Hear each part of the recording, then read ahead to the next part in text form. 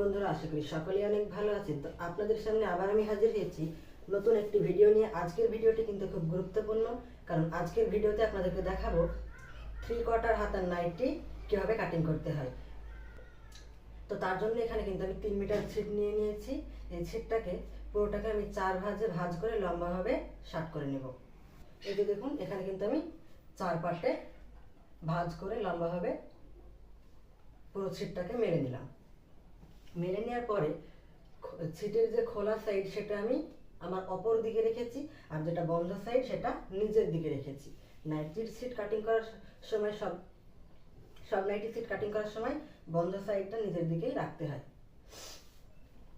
এবার আমি প্রথমে পুটের মাপ নেব এখানে। তো পুটের মাপটা নেব, তার আগে আমি নাইটির ঝোলটা আপনাদেরকে মেপে দেখিয়ে দিচ্ছি।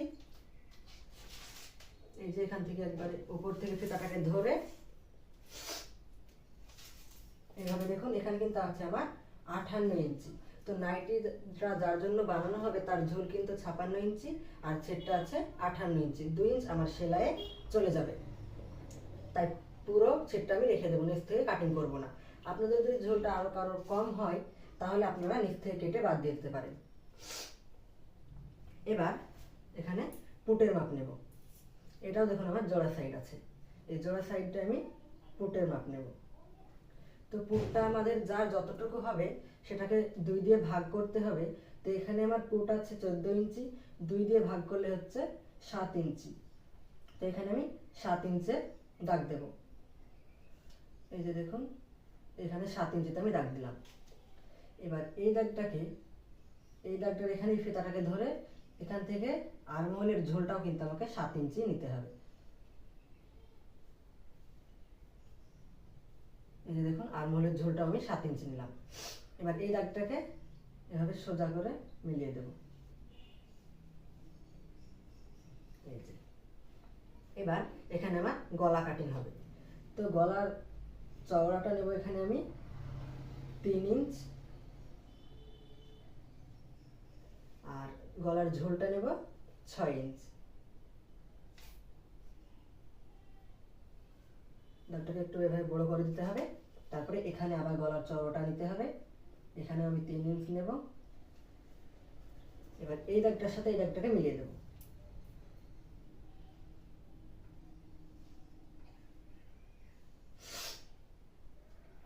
দাগটা মিলিয়ে দিলাম। এটা কিন্তু আমার সামনের গলার জন্য হবে। এবার পেছনের গলাটা কিন্তু আমি এলেন কাট করব, তো তাই পেছনের গলার ঝোলটা আমাকে নিতে হবে 3 ইঞ্চ।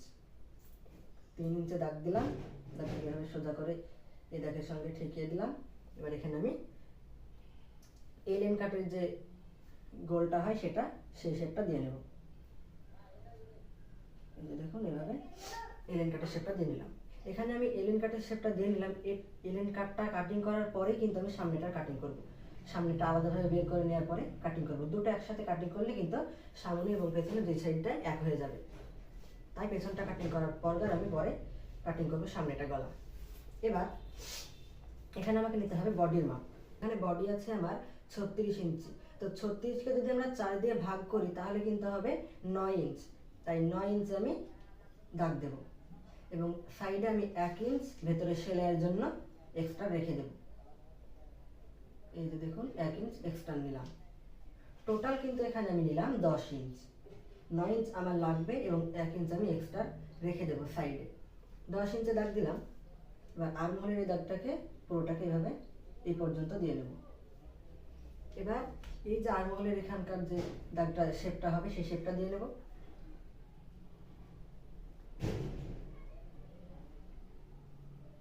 এই যে দেখুন, আর্মহোলের শেপটা দিয়ে নিলাম। এবার এখান থেকে আমি, এটা তো আমার হচ্ছে বডির মাপ হয়েছে, বুকের ছাতি বা বডির মাপ হয়েছে এটা। এবার আমি মাজার মাপটা নেব। তো মাজার মাপটা এখান থেকে ফিতাটা ধরে 8 ইঞ্চি নিচে মাজার মাপটা নিতে হবে। 8 ইঞ্চিতে আমি একটা দাগ দিলাম। এবার এখানে আমি ফিতাটাকে ধরব। এখানে মাজার মাপ আছে কিন্তু আমার 34 ইঞ্চি। তো 34কে যদি আমরা 4 দিয়ে ভাগ করি তাহলে হচ্ছে 8.5। তো এখানে আমি 8.5-এ দাগ দেব। এই যে দেখুন, 8.5-এ দাগ দিলাম এবং এখানে আমি 1 ইঞ্চ এক্সট্রা নেব, টোটাল 9.5 ইঞ্চ।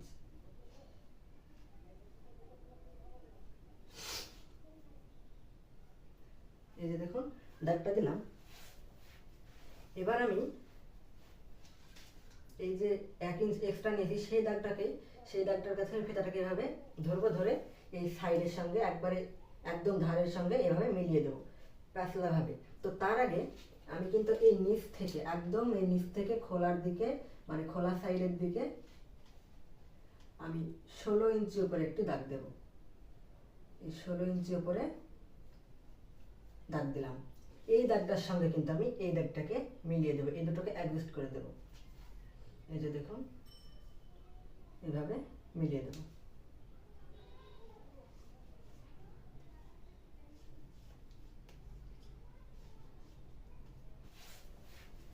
এবার আমি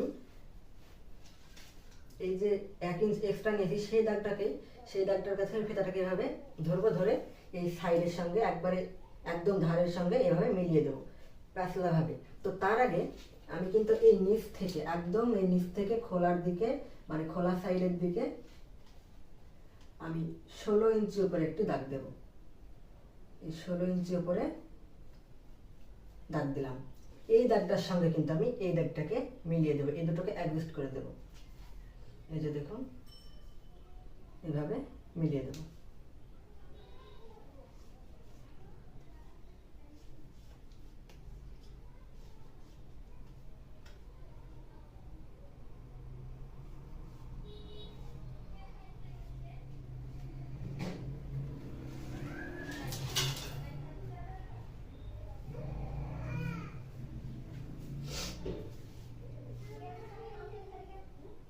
মিলিয়ে দেওয়া হয়ে গেছে। এবার এখান থেকে এটাকে আমি মিলিয়ে দেব। এটাকে আমি স্কেলের সাহায্যে মিলিয়ে দেবো, তাহলে কিন্তু শেপটা খুব ভালো হবে। তো আপনাদের স্কেল না থাকলে আপনারা হাত দিয়েও শেপ দিয়ে নিতে পারেন। দেখুন শেপটা দিয়ে নিলাম। এবার আমি এর একটা 3/4 হাতা হবে, সেই জন্য সাইড থেকে যে চড়ার করে এটা বেরোবে এটা দিয়ে কিন্তু আমি হাতা কাটিং করব। তো এখনই আমি হাতার মার্জিনটাও দিয়ে নেব। একদম এই ধার থেকে এদিকে হাতার মার্জিন দিতে হবে। তো একদম এই ধার থেকে দেখুন আমি কিন্তু 3 ইঞ্চিতে একটি দাগ দেব। 3 ইঞ্চিতে একটি দাগ দিলাম। এবার এখান থেকে ঝোলটা নেব আমি। ঝোলটা নেব যতটুকু, সেটা কতটুকু নেব আমাকে দেখতে হবে। এই যে আঙুলের যে শেপটা এসেছে এটা কতটুকু এসেছে। এখানে আমার দেখুন 9 ইঞ্চি আসছে। ফিতাটাকে এভাবে ঘুরিয়ে ঘুরিয়ে মাপ নিয়ে নেবেন। 9 ইঞ্চি আসছে, তো যা আসবে তার থেকে 1 ইঞ্চি মাইনাস করে নেবেন। এখানে আমি 8 ইঞ্চি দাগ দেব। দেখুন দাগ দিলাম। এবার এখান থেকে একদম এইখান থেকে এই দাগটাকে মিলিয়ে দেব। এইভাবে মিলিয়ে দেব। এবার এখানে আমি হাতার শেপটা দেব। এইভাবে হাতার শেপটা দিয়ে নিতে হবে। এই যে এবার আমার হাতার ঝোলের মাপটা নিতে হবে। তো 3/4 হাতার জন্য আমাদের যার যতটুকু হাতার ঝোল হবে সে ততটুকু নিতে পারেন। এখানে আমার হাতার ঝোল আছে কিন্তু 16 ইঞ্চি, তার সঙ্গে আমি 1 ইঞ্চ এক্সট্রা, টোটাল 17 ইঞ্চে দাগ দেব। দেখুন 17 ইঞ্চি আমি দাগ দিলাম। এবার এই দাগটাকে এইভাবে ফিতা ধরে সোজা করে মিলিয়ে দেব। মিলিয়ে দিলাম। এখানে আবার আমার হাতার মুহুরির মাপটা নিতে হবে।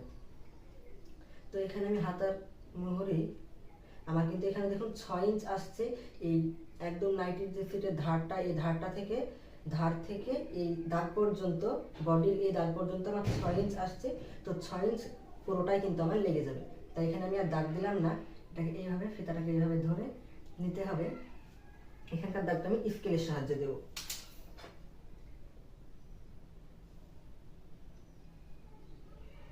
এই যে দেখুন এইভাবে স্কেলের সাহায্যে দাগটা দিয়ে নেব।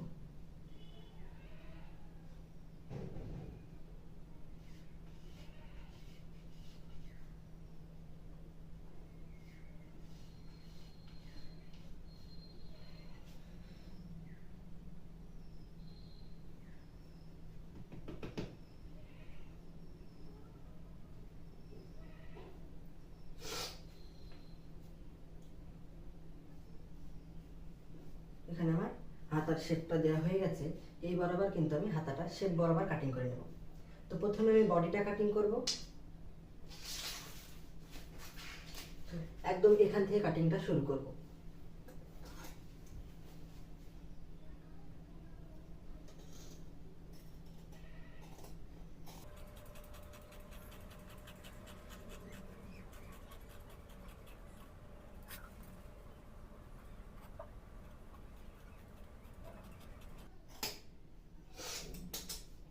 এই দেখুন বডিটা আমি কাটিং করে নিলাম।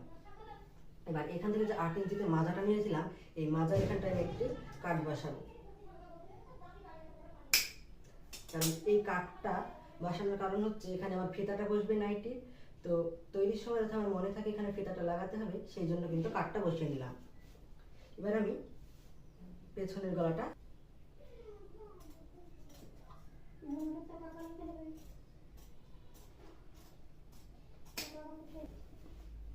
তো এরকম গলাটা আমার কাটিং করা হয়ে গেল। এবার পুটের এখানে যে জোড়া আছে, এই জোড়াটা আমি কাটিং করে নেব। এই যে কাটিং করে নিলাম। এবার আমি ভেতর থেকে একটি পার্ট সরিয়ে নেব। এই যে দেখুন এভাবে রেখে এভাবে একটি পার্ট আমি একটু এভাবে সরিয়ে রেখে এটাকে আবার ভাঁজ দেব।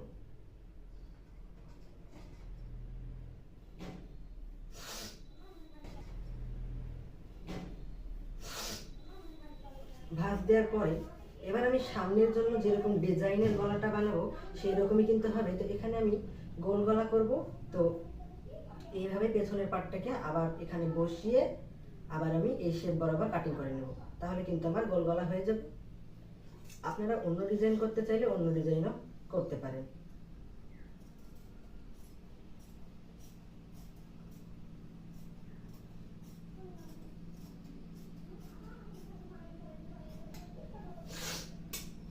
এই যে দেখুন সামনের গলাটা আমার কাটিং করা হয়ে গেল। এবার আমি এটাকে সরিয়ে নেব, নিয়ে হাতাটা কাটিং করব। বডি কাটা কিন্তু আমার পুরোটা কমপ্লিট হয়ে গেছে। এবার আমি হাতাটাকে কাটিং করে নেব।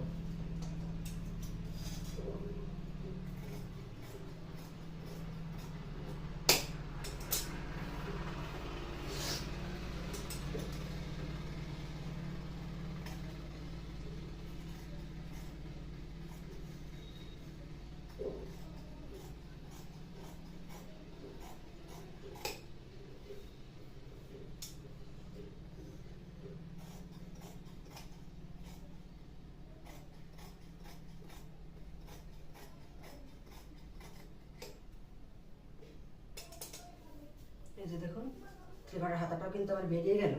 এখানে হাতাটা তৈরির সময় কিন্তু আমাকে এখানে 4টে পার্ট আছে, এই 4টে পার্ট দিয়ে কিন্তু আমার দুটো হাতা হবে। তাই তৈরির সময় আমাকে এই সাইডটা যে খোলা আছে এটাকে সেলাই দিয়ে জোড়া দিয়ে দিতে হবে, তারপরে হাতাটা তৈরি হবে। তো হাতাটাও কাটিং করা হয়ে গেল। এবার আমি এই যে সাইড থেকে সেটগুলো বেরোলো, এগুলো দিয়ে আপনারা চাইলে ফিতা বানিয়ে নিতে পারেন, আপনারা না চাইলে ফিতা না বানাতেও পারেন। এবং এই সেটটা দিয়ে কিন্তু আমার গলার পটিটাও তৈরি করে নিতে হবে। তো গলার পটিটা আমি এই সেটটা দিয়ে তৈরি করে নেব। এখানে দুটো পার্ট সরিয়ে দুটো পার্ট নিলাম। এবার এই দুটো পার্টকে আমি এই পায়ের যে সাইডটা আছে সেটের, এই পায়ের সাইড থেকে আমি 1 ইঞ্চি চওড়া করে গলার জন্য পটি কাটিং করে নেব।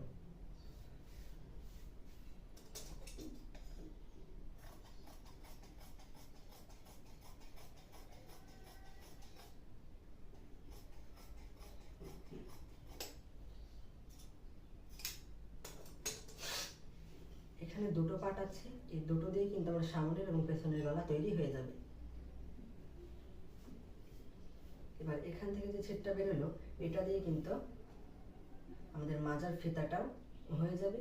তো মাজার ফিতাটা এটা দিয়ে করলে একটু ছোট হবে, এবং আমার যে আরো দুটো পার্ট আছে সেই পার্ট দুটো দিয়ে করলে কিন্তু একটু বড় হবে। তো এই নাইটিটার ক্ষেত্রে কিন্তু আমি মাজার ফিতা করব না, আপনারা চাইলে মাজার ফিতা বানিয়ে নিতে পারেন।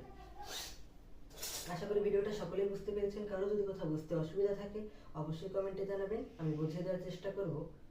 আজকে এই পর্যন্ত, দেখা হচ্ছে আবার পরের ভিডিওতে।